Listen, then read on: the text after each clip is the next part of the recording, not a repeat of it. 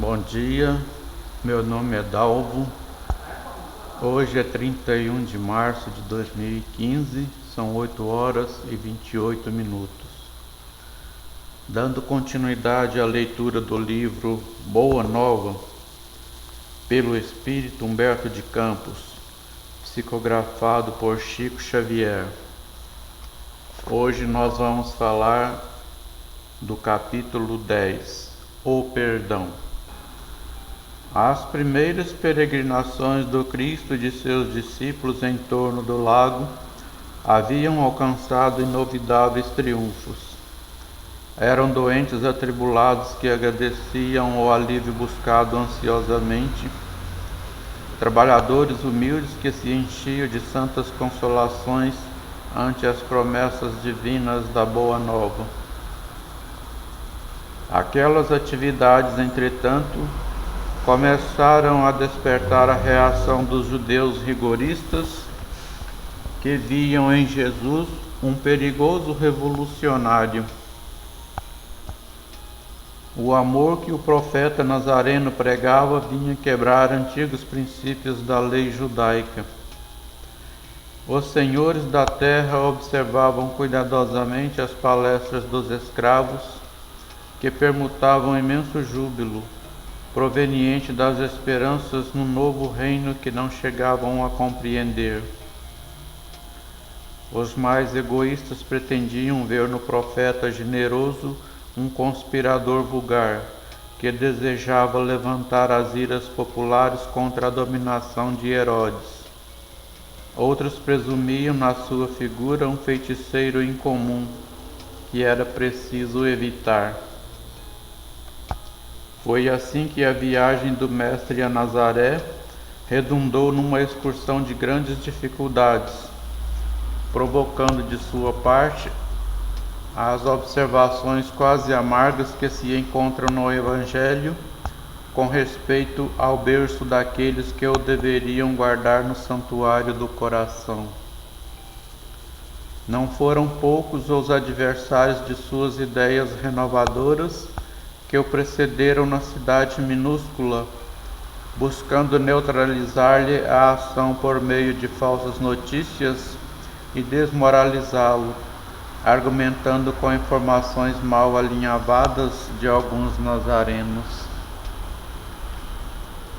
Jesus sentiu de perto a delicadeza da situação que se lhe criara com a primeira investida dos inimigos gratuitos de sua doutrina, mas aproveitou todas as oportunidades para as melhores ilações na esfera do ensinamento.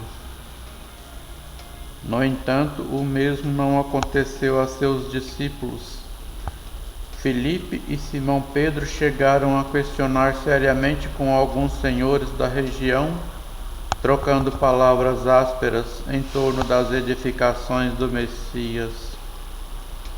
As gargalhadas irônicas, as apreciações menos dignas lhe acendiam no ânimo propósitos impulsivos de defesas apaixonadas.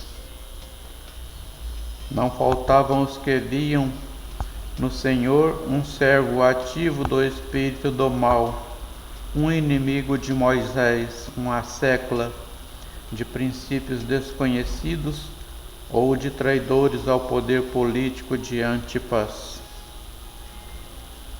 Tamanhas foram as discussões em Nazaré, que os seus reflexos nocivos se faziam sentir fortemente sobre toda a comunidade dos discípulos. Pedro e André advogavam a causa do Mestre com expressões incisivas e sinceras. Tiago aborrecia-se com a análise dos companheiros.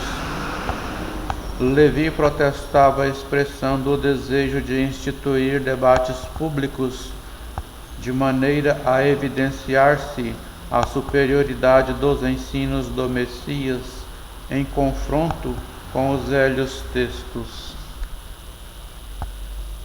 Jesus compreendeu os acontecimentos e calmamente ordenou a retirada, afastando-se da cidade com tranquilo sorriso. Não obstante a determinação e apesar do regresso a Cafarnaum, a maioria dos apóstolos prosseguiu em discussão, estranhando que o mestre nada fizesse, reagindo contra as envenenadas insinuações a seu respeito. Daí a alguns dias, obedecendo às circunstâncias ocorrentes naquela situação, Pedro e Filipe procuraram avistar-se com o Senhor, ansiosos pela claridade dos seus ensinos. Mestre, chamaram-vos servo de Satanás e reagimos prontamente, dizia Pedro com sinceridade ingênua. Observávamos que por vós mesmo nunca oporíeis a contradita, ajuntava Filipe, convicto de haver prestado excelente serviço ao mestre bem-amado, e por isso revidamos aos ataques com a maior força de nossas expressões. Não obstante o calor daquelas afirmativas, Jesus meditava com uma doce placidez no olhar profundo, enquanto os interlocutores o contemplavam, ansiando pela sua palavra de franqueza e de amor. Afinal, saindo de suas reflexões silenciosas, o mestre interrogou: acaso poderemos colher uvas nos espinheiros? De modo algum me empenharia em Nazaré numa contradita estéril aos meus opositores.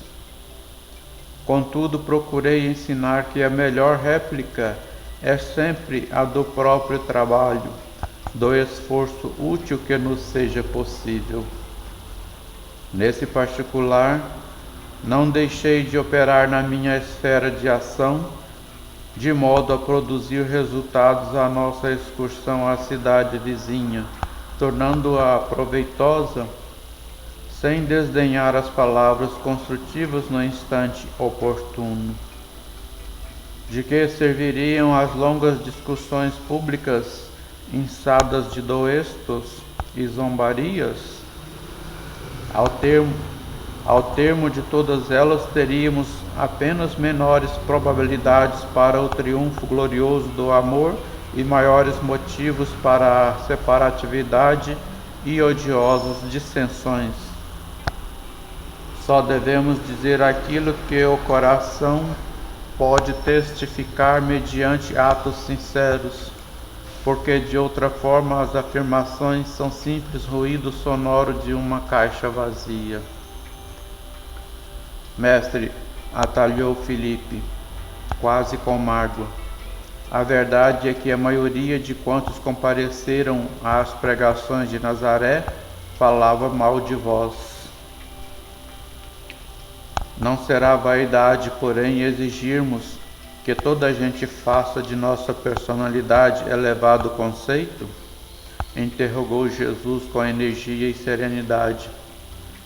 Nas ilusões que as criaturas da terra inventaram para a sua própria vida, nem sempre constitui bom atestado da nossa conduta o falarem todos bem de nós, indistintamente.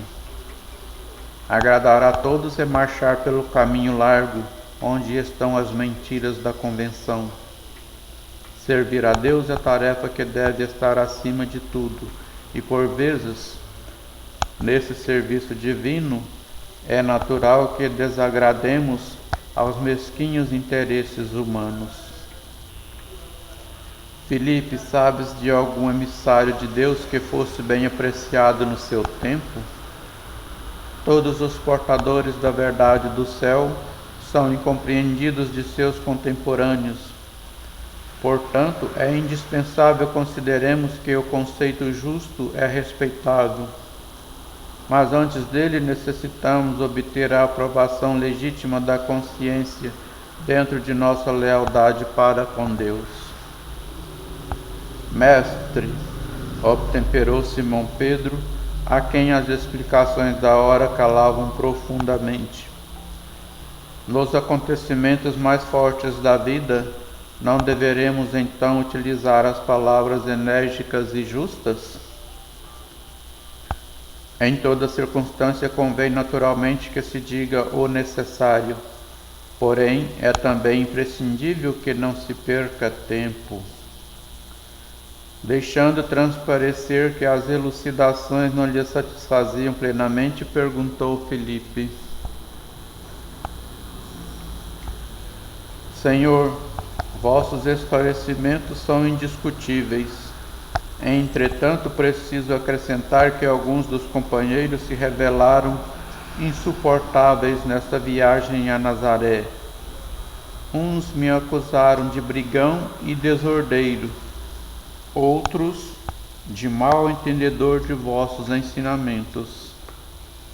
Se os próprios irmãos da comunidade apresentam essas falhas, como há de ser o futuro do Evangelho? O mestre refletiu um momento e retrucou: Estas são perguntas que cada discípulo deve fazer a si mesmo.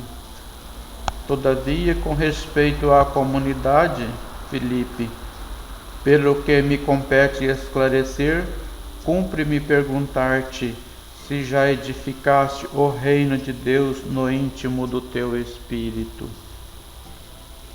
É verdade que ainda não, respondeu hesitante o apóstolo.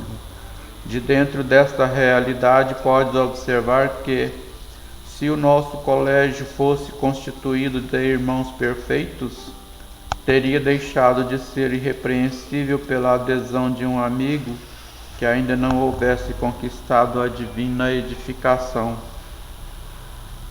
Ambos os discípulos compreendiam e se punham a meditar, enquanto o Cristo continuava: O que é indispensável é nunca perdermos de vista o nosso próprio trabalho, sabendo perdoar com verdadeira espontaneidade de coração. Se nos labores da vida um companheiro nos parece insuportável, é possível que também algumas vezes sejamos considerados assim. Temos que perdoar os adversários, trabalhar pelo bem dos nossos inimigos, auxiliar os que zombam da nossa fé. Nesse ponto de afirmativas, Pedro atalhou-o dizendo: Entretanto, para perdoar, não deveremos aguardar que o inimigo se arrependa? E que fazer na hipótese de o malfeitor assumir a atitude dos lobos sob a pele de ovelha? Pedro, o perdão não exclui a necessidade da vigilância, como o amor não prescinde a verdade. A paz é um patrimônio que cada coração está obrigado a defender para bem trabalhar no serviço divino que lhe foi confiado. Se o nosso irmão se arrepende e procura o nosso auxílio fraterno, amparemo-lo com as energias que possamos despender, mas em nenhuma circunstância cogites de saber se o teu irmão está arrependido. Esquece o mal e trabalha pelo bem. Quando ensinei que cada homem deve conciliar-se depressa com o adversário, busquei salientar que ninguém pode ir a Deus com um sentimento de odiosidade no coração. Não poderemos saber se o nosso adversário está disposto à conciliação. Todavia, podemos garantir que nada se fará sem a nossa boa vontade e pleno esquecimento dos males recebidos. Se o irmão infeliz se arrepender, estejamos sempre dispostos a ampará-lo a todo momento. Precisamos e devemos olvidar o mal. Foi quando então fez Simão Pedro a sua célebre pergunta: Senhor, quantas vezes pecará meu irmão contra mim, que lhe hei de perdoar? Será até 7 vezes? Jesus respondeu-lhe calmamente: Não te digo que até 7 vezes, mas até 70 vezes 7. Daí por diante, o Mestre sempre aproveitou as menores oportunidades para ensinar a necessidade do perdão recíproco entre os homens na obra sublime da redenção. Acusado de feiticeiro, de servo de Satanás, de conspirador, Jesus demonstrou em todas as ocasiões o máximo de boa vontade para com os espíritos mais rasteiros de seu tempo. Sem desprezar a boa palavra no instante oportuno, trabalhou a todas as horas pela vitória do amor, com o mais alto idealismo construtivo. E, no dia inesquecível do Calvário, em frente dos seus perseguidores e verdugos, revelando aos homens ser indispensável a imediata conciliação entre o espírito e a harmonia da vida, foram estas as suas últimas palavras: Pai, perdoa-lhes, porque não sabem o que fazem. Amém.